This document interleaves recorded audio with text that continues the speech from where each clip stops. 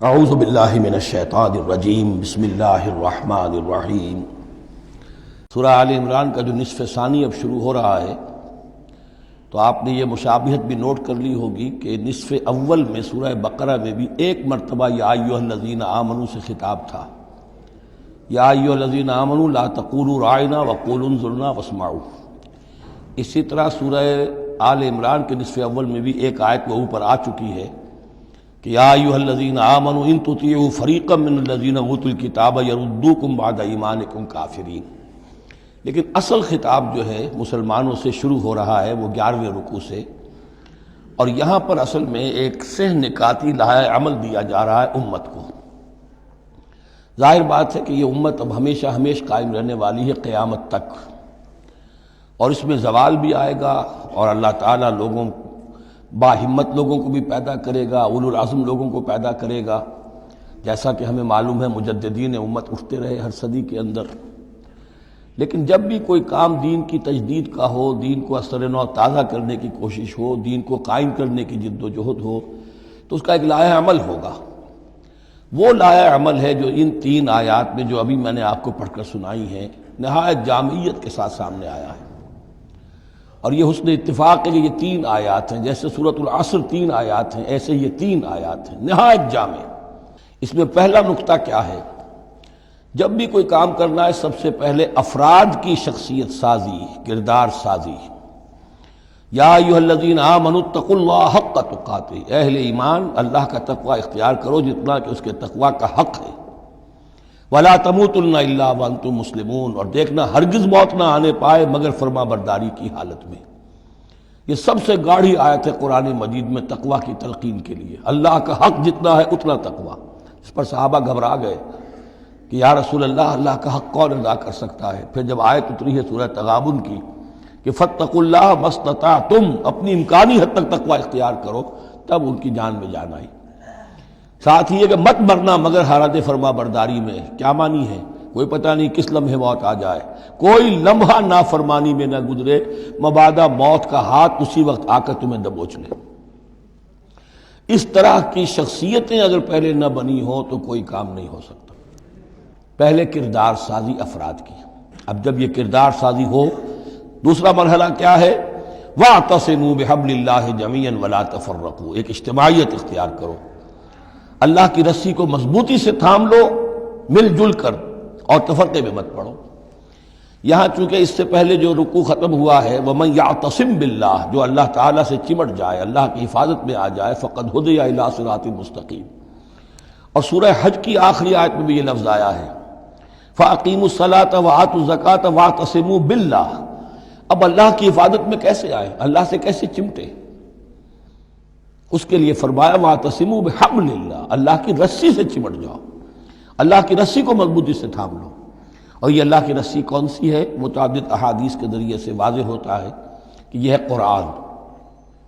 ایک طرف ہے انسان میں تقوی، ایک طرف اس میں علم آنا چاہیے، قرآن کا فہم پیدا ہونا چاہیے، قرآن کے نظریات کو سمجھنا چاہیے، قرآن کی حکمت کو سمجھنا چاہیے۔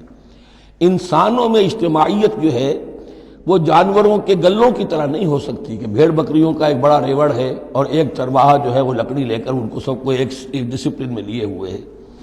انسانوں کو جمع کرنا ہے تو ان کے ذہن ایک بنانے ہوں گے، ان کی سوچ ایک بنانی ہوگی۔ یہ حیوان عاقل ہے، یہ باشعور لوگ ہیں، ان کی سوچ ایک ہو، نظریات ایک ہو، مقاصد ایک ہو، ہم آہنگی ہو، نقطہ نظر ایک ہو، تبھی تو یہ جمع ہوں گے۔ اس کے لیے وہ چیز چاہیے جو ان میں یکرنگی خیال، یکرنگی نظر، یک جہتی مقاصد کی ہم آہنگی پیدا کر دے، اور وہ قرآن ہے۔ حبل اللہ هو حبل اللہ المتین، حضرت علی سے روایت ہے، حضرت عبداللہ ابن مسعود سے ہے، حضور نے فرمایا القرآن حبل اللہ الممدود من السماء الى الارض، اللہ کی مضبوط رسی ہے جو آسمان اور زمین کے درمیان تنی ہوئی ہے۔ ایک اور حدیث میں فرمایا فاستبشروا فإن طرفه بأيديكم وطرفه بيد الله، خوشیاں مناؤ، یہ قرآن ایسی شے ہے کہ جس کا ایک سرا تمہارے ہاتھ میں، ایک سرا اللہ کے ہاتھ میں۔ تو تقرب الی اللہ کا ذریعہ بھی قرآن، اور آپس میں تمہیں جوڑ کر رکھنے کا ذریعہ بھی قرآن۔ یہی وجہ ہے کہ ہماری ساری یہ تحریک جو ہے میری، اس کا اصل جو منبع ہے، سر چشمہ ہے، اس کا مبنی ہے، مدار ہے، وہ دعوت رجوع القرآن۔ پوری زندگی میں نے اپنی الحمدللہ کھپائی ہے اس کام میں۔ اسی کے ذریعے سے انجمن خدام القرآن اور قرآن اکیڈمیز، پھر 1 ایئر کورس، نوجوان جو ہیں تعلیم یافتہ لوگ ہیں، وہ پی ایچ ڈی بھی کر چکے ہیں، وہ ڈاکٹر بھی بن گئے ہیں، وہ انجینئر بھی ہیں، لیکن دین کی طرف سے جاہل ہیں، قرآن سمجھ نہیں سکتے۔ وہ آئیں 1 سال رہیں ہمارے پاس، عربی سیکھیں، قرآن سیکھیں، تاکہ اس پر عمل ہو سکے۔ تو دوسرا نقطہ ہوا وَاعْتَصِمُوا بِحَبْلِ اللَّهِ جَمِيعًا وَلَا تَفَرَّقُوا وَاذْكُرُوا نِعْمَتَ اللَّهِ عَلَيْكُمْ إِذْ كُنْتُمْ أَعْدَاءً، اور ذرا یاد کرو جو اللہ کا انعام تم پر ہوا کہ تم تو ایک دوسرے کے دشمن تھے۔ فَأَلَّفَ بَيْنَ قُلُوبِكُمْ، تو اللہ نے تمہارے دلوں کے اندر الفت پیدا کر دی۔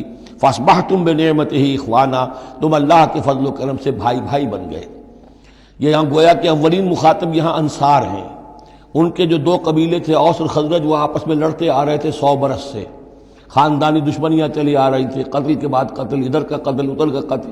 لیکن اب جب یہ ایمان آیا، اللہ کی کتاب آ گئی، محمد رسول اللہ آ گئے، تو اب وہ شیر و شکر ہو گئے، ان کے جھگڑے ختم ہو گئے۔ اس طرح پورے عرب کے اندر غارت گری ہوتی تھی، اسے دارالامن بنا دیا۔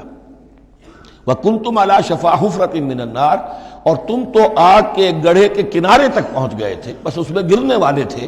فَأَنْقَذَكُم مِّنْهَا، تو اللہ نے اس سے تمہیں نکال لیا اور بچا لیا۔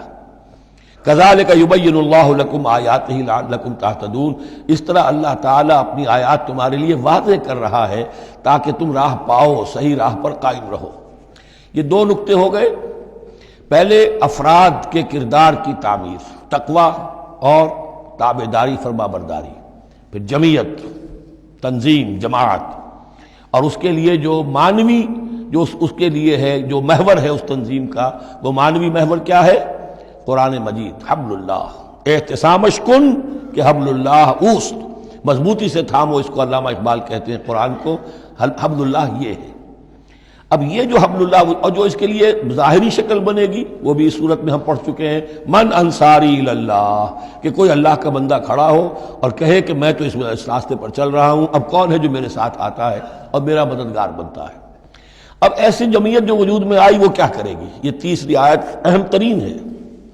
وَلْتَكُن مِّنكُمْ أُمَّةٌ يَدْعُونَ إِلَى الْخَيْرِ وَيَأْمُرُونَ بِالْمَعْرُوفِ وَيَنْهَوْنَ عَنِ الْمُنكَرِ، سے نکاتی پھر آ گیا۔ تیسرے میں 3 کام، یہ جماعت کے کرنے کے کام صرف 3 ہیں۔ دعوت خیر، دعوت الى الخیر، اور سب سے بڑا خیر یہ قرآن ہے۔ یامرون بالمعروف، نیکی کا حکم دیتے رہیں، وینہون عن المنکر، اور بدی سے روکتے رہیں، واولئک هم المفلحون، اور یہی لوگ ہیں جو فلاح پانے والے ہیں۔ ولتکن منکم امۃ، تم میں سے ایک ایسی امت وجود میں آنی چاہیے، منکم ہے، گویا کہ ایک بڑی امت ہے امت مسلمہ، وہ تو اب 150 کروڑ ہیں یا 140 یا 130 کروڑ ہیں، سوئے ہوئے ہیں، اپنے منصب کو بھولے ہوئے ہیں، دین سے دور ہیں۔ تو اب اس امت کے اندر چھوٹی امت بنے، ایک جماعت بنے، وہ جماعت اپنے ذمے یہ کام لے لے، جاگو اور جگاؤ، جو ہمدرد کا ایک جو نعرہ ہے کہ اب جاگو اور جگاؤ، اللہ نے تمہیں جاگنے کی صلاحیت دے دی، اب اوروں کو جگاؤ، اور اس کے لیے طاقت فراہم کرو، ایک جماعت بناؤ۔ وَلْتَكُن مِّنكُمْ أُمَّةٌ يَدْعُونَ إِلَى الْخَيْرِ وَيَأْمُرُونَ بِالْمَعْرُوفِ وَيَنْهَوْنَ عَنِ الْمُنكَرِ وَأُولَٰئِكَ هُمُ الْمُفْلِحُونَ، یہی لوگ فلاح پانے والے ہیں۔ وہ بڑی امت کروڑوں کی جو ہے، جو یہ کام نہیں کرتی، وہ فلاح کی امید میں اگر ہے اور نجات کی امید میں ہے تو ایک امید موہوم ہے۔ فلاح پانے والے صرف یہ لوگ ہوں گے، اولئک هم المفلحون۔ اب اسی میں آگے چل کر میں نے جو منہج انقلاب نبوی ہے اس میں یہ بات واضح کی ہے کہ جب کوئی انقلاب کے لیے آخری اقدام ہوگا وہ بھی نہی عن المنکر بالید، اس لیے کہ حدیث میں حضور نے نہی عن المنکر کے 3 مرتبے بیان کیے ہیں۔ ابو سعید خدری رضی اللہ عنہ سے روایت ہے، من رآ منکم منکرا فلیغیرہ بیدہ فإن لم یستطع فبلسانہ فإن لم یستطع فبقلبہ وذلک اضعف الایمان، رواہ مسلم رحمہ اللہ۔ تم میں سے کوئی شخص کسی منکر کو دیکھے، اس کا فرض ہے اسے طاقت سے، زور سے، ہاتھ سے بند کرے، روکے، بدلے۔ اگر اس کی طاقت نہیں ہے تو زبان سے تو کہے، اس کی بھی ہمت نہیں ہے تو دل میں نفرت ضرور رکھے، اور یہ ایمان کا کمزور ترین درجہ ہے۔ نفرت بھی ختم ہو گئی، وائے ناکامی متائے کارواں جاتا رہا، کارواں کے دل سے احساس زیاں جاتا رہا، تو اب کوئی ایمان نہیں۔ ہاں دل میں نفرت ہے تو اگلا قدم اٹھاؤ، زبان سے کہنا شروع کرو، بھائی یہ چیز غلط ہے، یہ حرام ہے، یا اللہ نے اس کو حرام ٹھہرایا ہے، مت یہ کام کرو۔ لیکن ساتھ ہی اپنی طاقت بناتے جاؤ، ایک جماعت بناؤ، قوت بناؤ۔ جب وہ طاقت ہو جائے اب کہو کہ اب یہ نہیں کرنے دیں گے، پھر وہ ہوگا نہیں منکر بالید، طاقت کے ساتھ۔ یہ ہوگا انقلاب کا جو ہے آخری مرحلہ۔ تو یہ 3 آیتوں کے اندر عظیم ہدایت ہے، پورا لایا عمل ہے، اسی میں منہج انقلاب نبوی کا جو آخری اقدامی عمل ہے وہ بھی پوشیدہ ہے۔ صدق اللہ العظیم۔